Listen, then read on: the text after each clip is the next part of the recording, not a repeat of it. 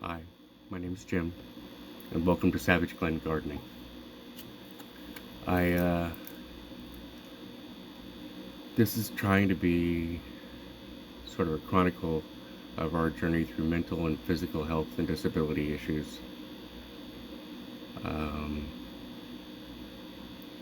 and I think it's kind of talking it out for ourselves, as well as trying to help anybody else out there that might have similar issues or experience things in some of the ways that we do.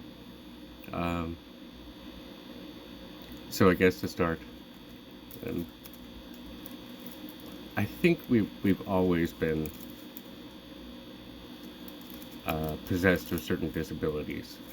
Like when we were really young, we were super smart and started reading at an early age, and I think had a lot of traits that would have a modern clinician screaming, "Oh, watch this kid for Asperger's or severe autism later on in life." Uh, a lot of people who don't know us very well have suggested that we have Asperger's and stuff like that. So I guess that was before any of our strictly physical disabilities. But at a very young age, we suffered a traumatic head injury uh, that still impairs a lot of our abilities to a great extent.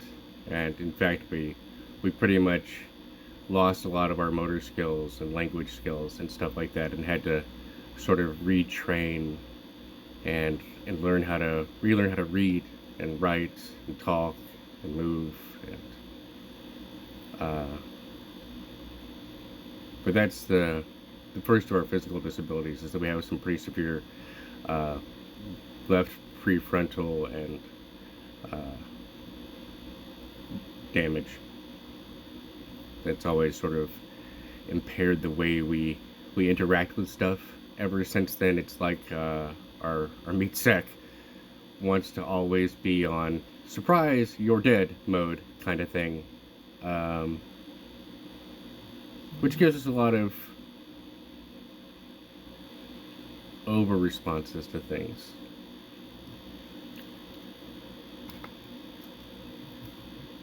And I think the one of the things that really shaped us the most is an inability to really talk about it with people. We had a lot of therapists that were physical therapists, and we've seen a lot of counselors over the years. Um, but nobody really wanted to acknowledge the level of damage that can occur to a child, especially when you look like you're recovering. And so people didn't really recognize um, exactly how different we were after that. It's really hard to stay the same. I heard this neurosurgeon say that once the air hits your brain, you're never the same. And I think that's very true. And so I think it gives us a lot of insight into how these kinds of things can affect people, especially long term.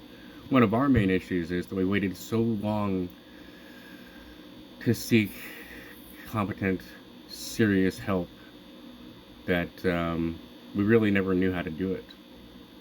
Um,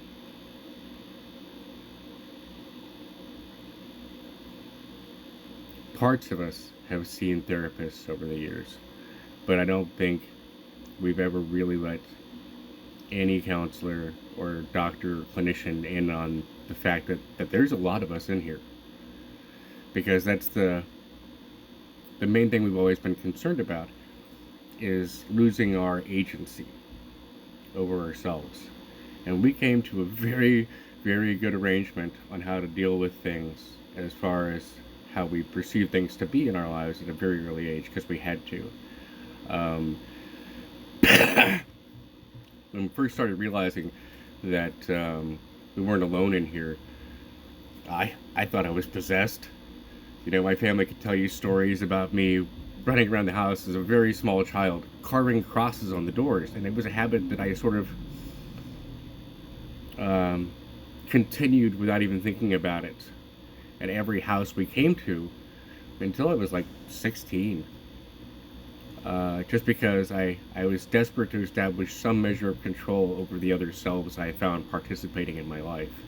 And it was really useful sometimes. Like, a lot of us couldn't handle school very well.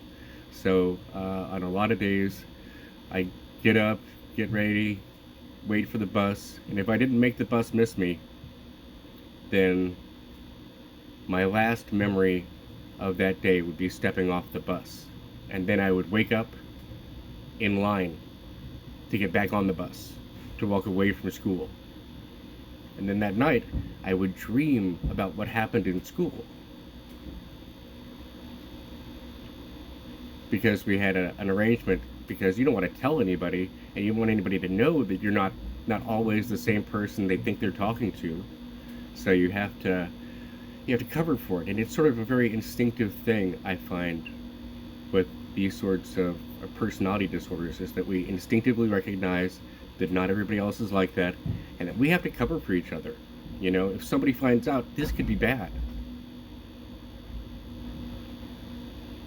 And so I think that's. Hang on a second, I got a text.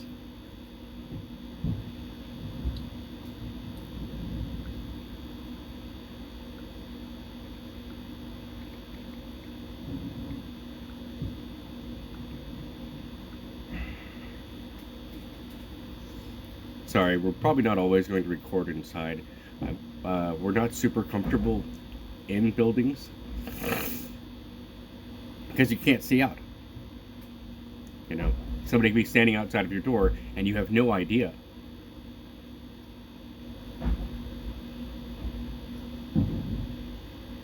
And it's so easy to sneak up on people in the city. There's so many noises going on all the time. And people just sort of tune out a lot of the subtler aspects of the environment just to survive with all that sensory input. Sorry, I digress. We were still talking about that. Yeah, so first, considerable amount of brain damage and some loss of. I still have times when if I'm under stress, I'll move backwards, or I'll speak backwards, drop words, rearrange sentence structure, things like that. Just because it's a mess in here, and I keep trying to use parts of my brain that don't function properly, which I think is also responsible for a lot of the physical symptoms we feel, of being tense all the time, and we're sort of stuck on aggressive responses to things. And I've always tried to mitigate that and tone it down. And that's sort of the thing, is that we have an agreement that to preserve an image of continuity, of identity, we have like a mask we all agree to wear. There are certain rules and contextual boundaries that are sort of inherent by having the ability to do anything with the meat sack at all. If you can move the mouth, you've got to run it past the sensors and stuff like that. And sometimes things still slip out. Like we have a tendency to be disturbingly honest about things, which is another reason why it's always been hard for us to be fully present in therapy sessions, because there's a lot of stuff that a lot of parts of me feel like they don't want anybody to know about, and that's their trauma, that's their issue. They're still dealing with that.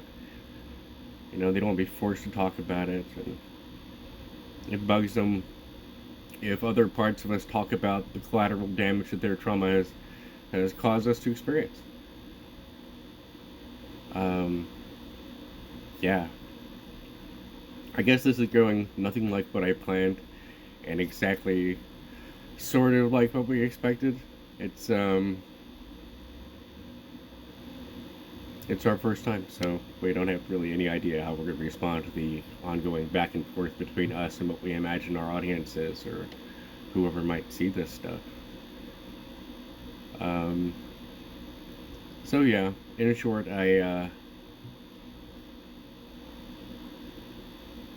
we have made ourselves into someone that is capable of completely ignoring our disabilities for short or even extended periods of time. My professional selves are good for about somewhere between 7 to 10 years of holding down a job before the little things that are weird or off or whatever eventually accrete to be too much, and people are like, we need to change the nature of our working relationship, and I'm like, oh, okay, well, I guess that means we're gonna go along now, and we'll see how that works out for us in the future.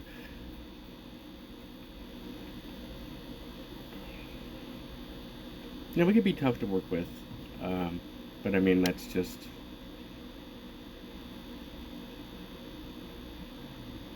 what comes from it. I think a lot of times we're a collection of the worst and best people anybody would ever know.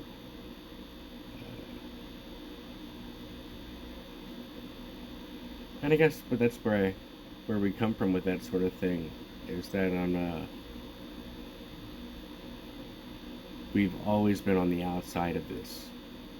Uh, when you're a child and you suffer traumatic accidents, most people don't even want to look at you. Even your teachers don't want to acknowledge you because they they don't want to keep being, they're teachers, dude, and they teach kids. They don't want to see that all the time, and it gave us very antisocial, antisocial tendencies.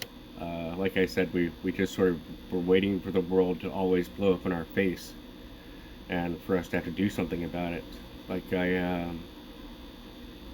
we're identical twin, and we were going back in, I think, at kindergarten, and this kid uh, pushed our brother down in front of us, and I couldn't help it. I jumped on him, and I started punching him in the face, and I grabbed hold of his hair because I wanted to be able to use both of my arms to hit him harder. And the yard monitor came over, and she picked me up, and she picked us both up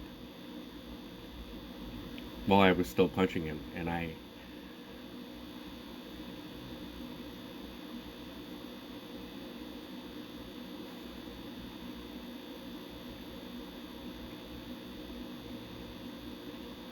still makes us so sad.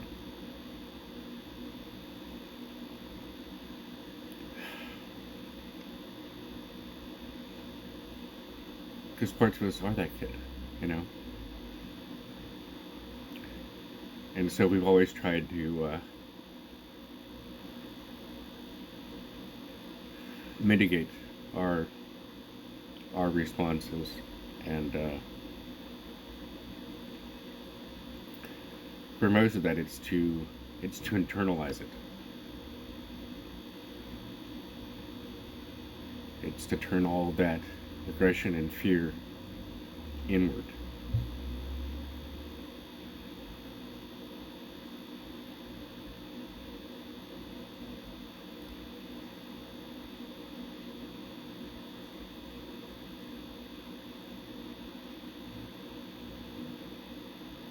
Because that way we protect other people from it. And that's the thing you focus on. You focus on that so hard that you refuse to acknowledge how much it damages you to carry that around inside of you. It's like, what's the axiom? The state of mind necessary to practice black magic is such that it will invariably destroy the user. And these philosophers of occult theory are talking about how carrying around all that hatred and darkness inside of you, and desiring to focus it to a point where it can harm other people, is so bad for you personally and your meat sack personally that it'll kill you.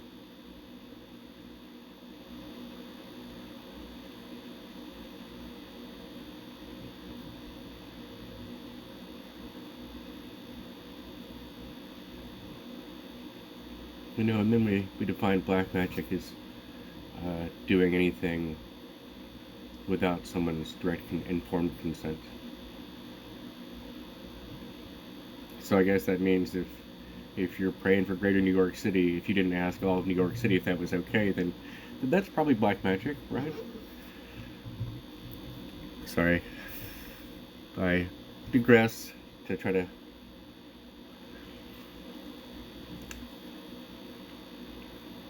get ourselves to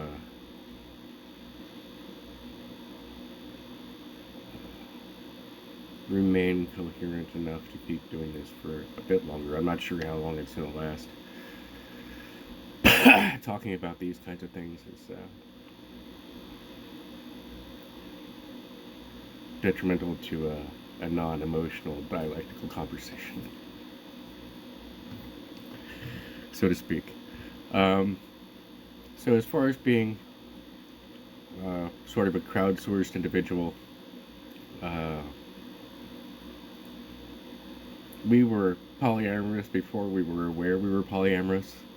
So we sort of adopted polyamory as a lifestyle because it's pretty much the only ethical way to do it, and it's hard for us to do ethical because parts of us didn't bother communicating to the rest of us stuff about relationships we were having.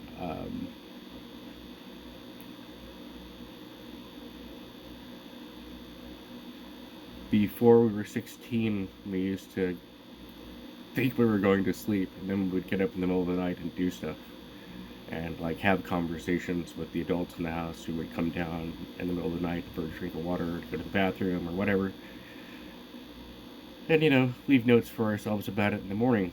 But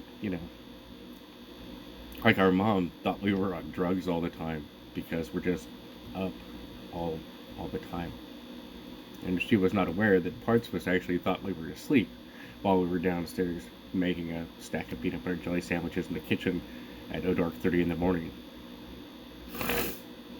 Oh, right. I should probably explain a lot of stuff.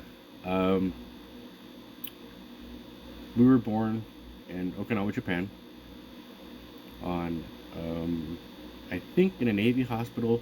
We have a Department of the Army birth certificate, so I'm not sure. It could have been an Army hospital, but I'm pretty sure it was Kadena Air Force Base in 1970. At least that's what the math says. That's what the birth certificate says, and that's what all the records say as far as I've been able to find them. So I choose to believe that, which would make us 52? Is it still 2022?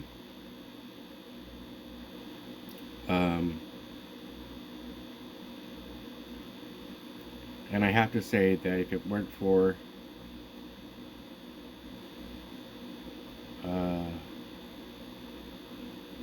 military doctors, I probably wouldn't have survived the accident that crushed my head.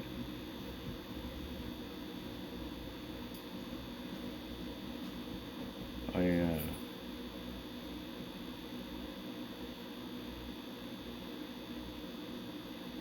remember what we were like before that, but after that, it's like through a lens darkly. It's just like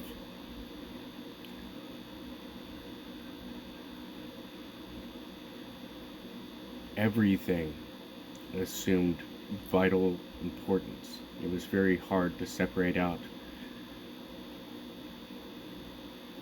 what was going to try to kill us from what was just standard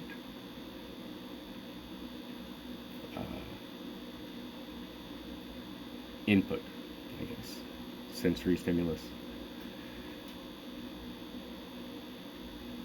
So we had a lot of,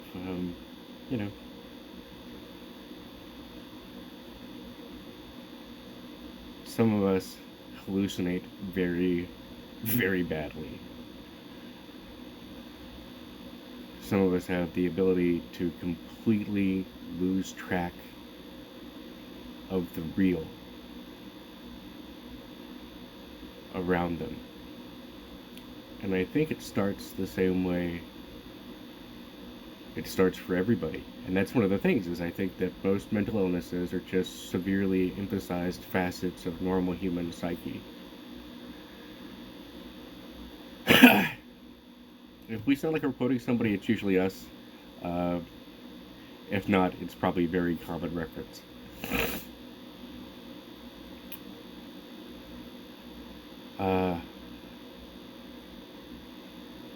In that it's the part of your brain that can look at a cloud and see a shape. It's the part of your brain that can look at a tree and see shapes in the way the leaves blow, or the grass, or patterns anywhere. It's the pattern recognition part of your brain just seizing control over the visual processing cortex. And so we did a lot of self-therapy with deliberately induced hallucinations over the years. We've taken a lot of hallucinogenic agents because it helps us to isolate that part of our brain and watch it work and see how it works, so it's easier for us to separate it out even when those guys are around. Somebody else can be here going, no, this is what everything really looks like. This is what's really going on here. It's okay. This is going to be okay. So it's nice. We have our own support group in here and our own freak out calm down tents and stuff like that. And we sort of, again, I think this is something that science is now coming to, is something that we've done our whole lives to deal with our issues instinctively. And so I find that we self-medicate. There aren't a whole lot of psych meds that can really help us with the physical aspects of our mental illnesses that have, well, the physical aspects of our disabilities have given rise to a lot of our mental health issues. It's interesting because being disassociative and having multiple identities is something we've lived with the longest in our lives, I think. And certainly the most consciously. But it's the last thing we ever wanted to talk to any of our therapists or counselors about. We had a meltdown about 3 years ago. Yeah, maybe a little longer now. Time is hard. I don't really believe in it. It's a construct. It's not like you can swim in it.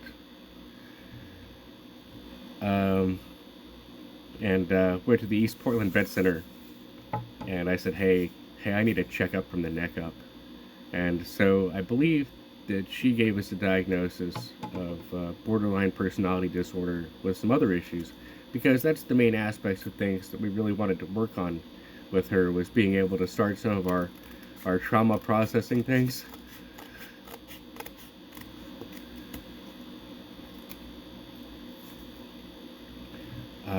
Because it got to the point where we couldn't do it anymore. And one of the things that a wonderful gentleman counselor that I had years ago told me was that our coping skills are like the brakes in a car, and they wear out over time.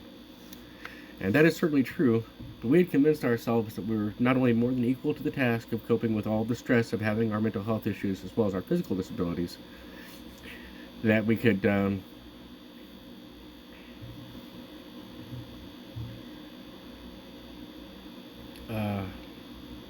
just tough it out some more, which is the problem. If you don't seek help, it's very hard to actually do anything other than cope and survive every day. And for a lot of us, that means things get a little worse every day, you know. Like, we've never been inclined to self-harm. Sorry, I should have all these trigger warnings all over this thing. And I had totally intended to make a trigger warning speech at the beginning. Maybe I'll get somebody to edit that in for me.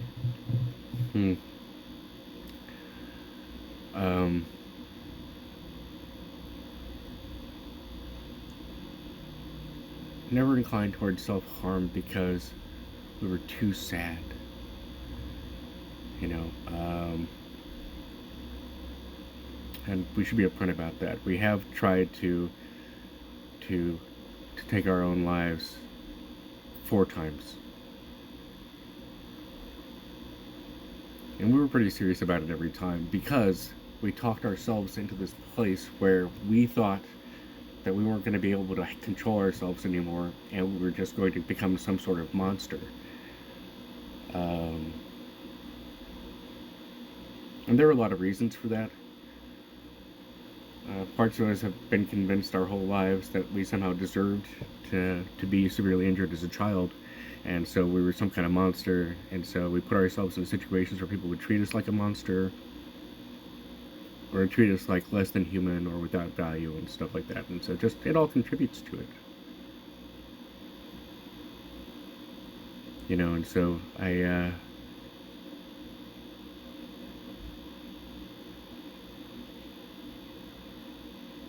just wanted to pull the plug before I hurt anybody else.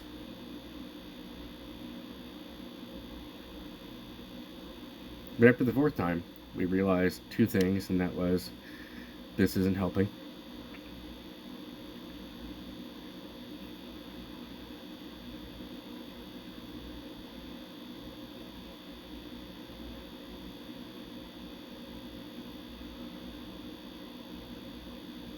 And it hurts too much to fail. It does. It does. It hurts too much to fail because, you know, when you're ready to do those kinds of things, you have talked yourself into a place where you can see no future that gets any better. And so we feel like it is impossible for somebody who is in that moment of decision to see anything clearly, let alone the future, let alone the past.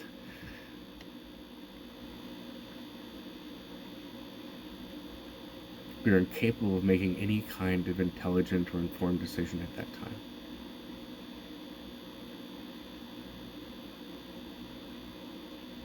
And so we programmed ourselves against being able to do it anymore, and so we can't do it anymore. Which kind of forces us to find other solutions, which is a good, you know. Um, so yeah, a lot of the contributing factors to our mental health issues have been the fact that we refuse to actually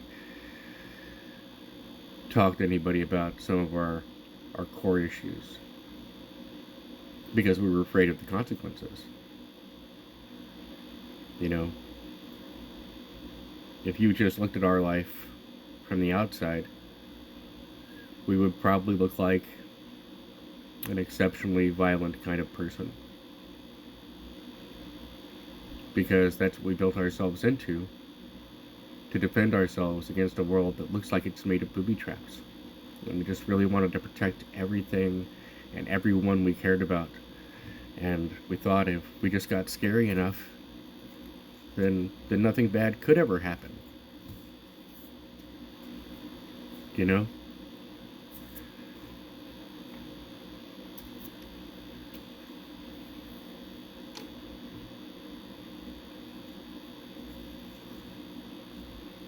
Which anybody who's experienced trauma will tell you is absolutely not true.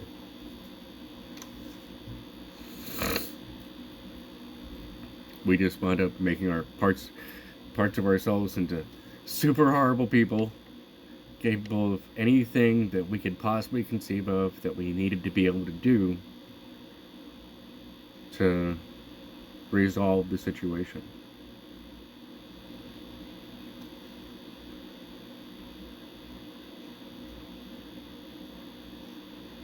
But we learned early on that most people aren't as serious about these kinds of things as we are. So we always tried really hard to be nice to people.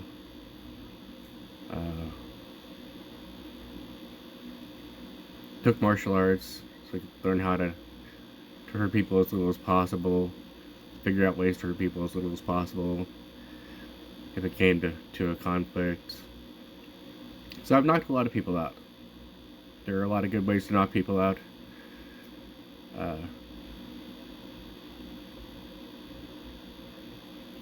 When I was a kid, I went through a phase of telling myself it wasn't okay for us to get into a physical conflict with anybody unless they were armed. So if you made us mad, we'd probably walk up to you after school and throw a knife to you and say, "Hey, buddy, you're gonna need that."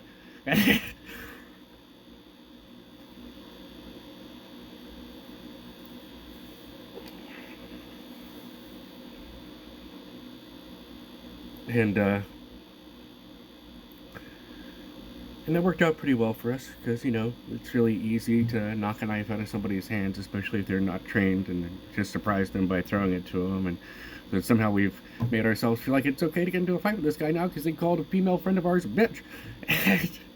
and you know,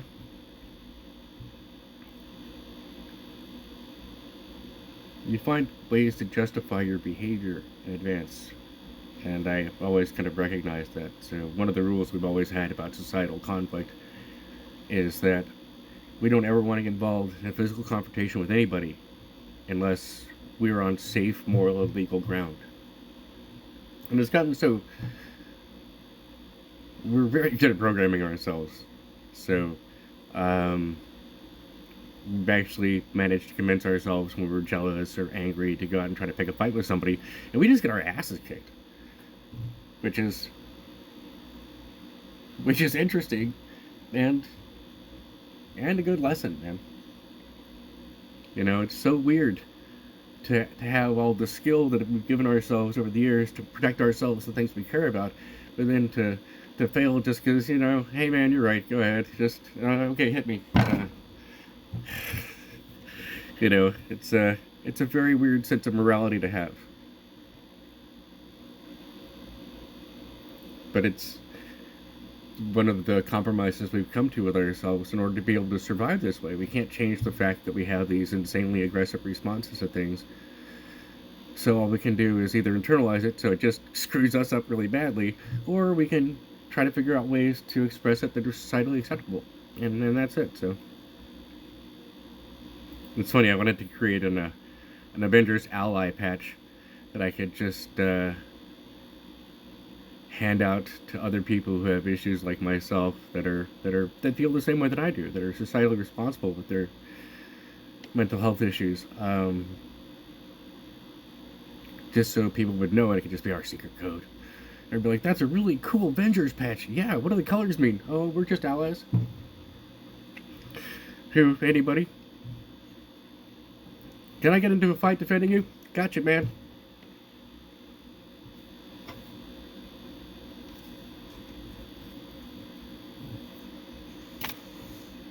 And I thought that would be encouraging these things too much, and so I chose not to. It's one of the reasons why we have decided that none of those aspects of ourselves are really going to have any free reign on this channel. We're not going to do a how to be a psycho 101, even though it's very tempting, because if we give our fellow citizens the skills to defend and protect each other, then these assholes out here who want to assault people just for being fucking different or having a different outlook on things or whatever can just get the surprises of their life all the time, dude. Oh, I'm gonna harass you because I don't like your gender identity. Well, that's funny because grandma just clocked you in the back of the fucking head with a whiskey bottle, dude. We're everywhere.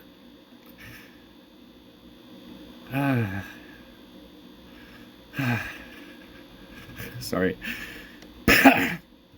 See what I'm talking about? This is the kind of thing that we have to deal with that we usually really never let out. You know, if you've seen these aspects of us, it's because we're very good friends.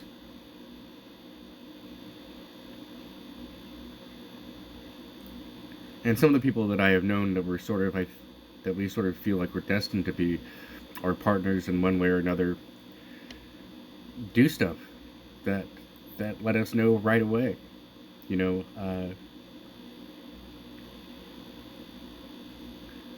one of our current partners just started saying hi whenever she saw somebody new show up. I mean, it's got its drawbacks because I say we love you, and she says, I does all of you? You know, because some of us are very radically different, but don't even necessarily identify as human.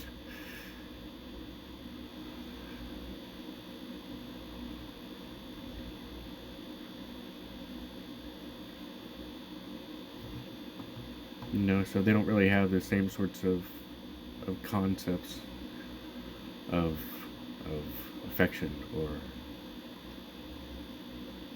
or love. Although we do have agreements that they recognize these things as felt by other aspects of us. to whatever ability they're capable of acknowledging that these things mean things to other people.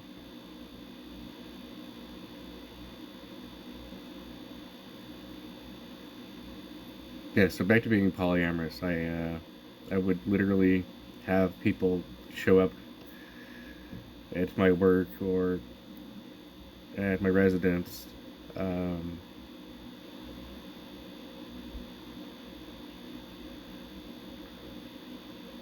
who knew me, sometimes under different names, who talked to me very familiarly, who occasionally were very mad that I was living with somebody else. You know, um, it makes the journey of self-discovery a little different, because it's not like we hide that kind of thing from each other on purpose. It's more that this is my shit, dude. This is my private stuff, and I don't need to involve you in this. You don't even like this person.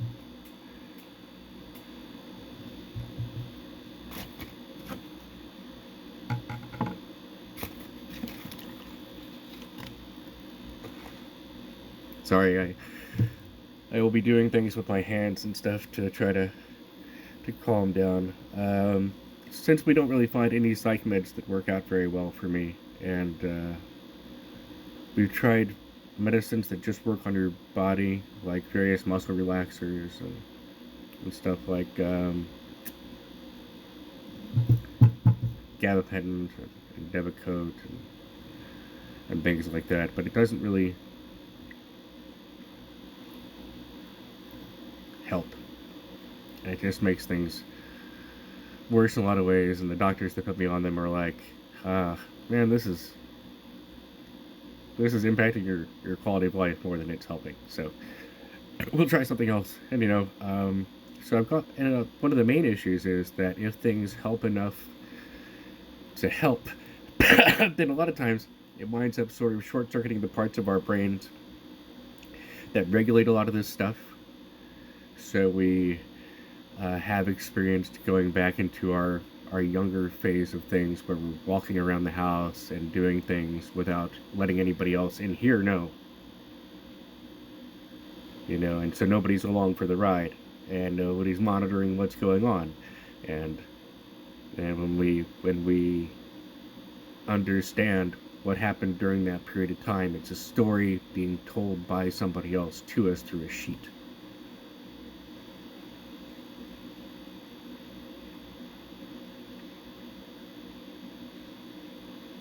It's like the way we experience a lot of our emotions is out here. That's been a big part of the journey, is learning to process them instead of just automatically sublimating everything and channeling it into something else, because that doesn't help.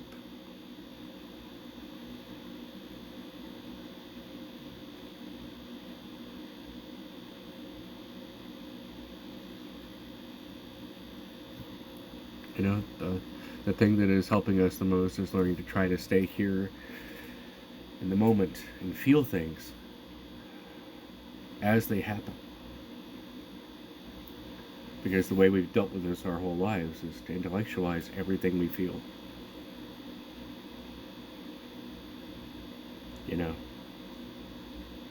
And tell ourselves a story about how we feel, rather than actually feeling the feelings.